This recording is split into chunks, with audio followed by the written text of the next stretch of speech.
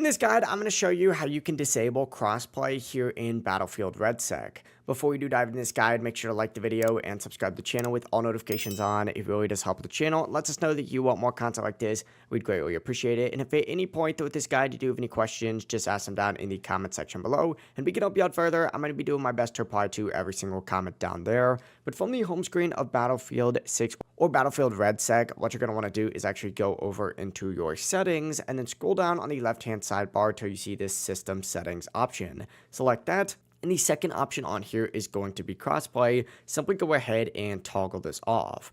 Now, when you head back to the REDSEC menu and choose something like duos, for example, you're going to see as soon as you hit start, it say crossplay off up at the very top. I'm going to cancel this real quick and start it again just so you can kind of see. But that's how you can test to make sure that it is actually working for you.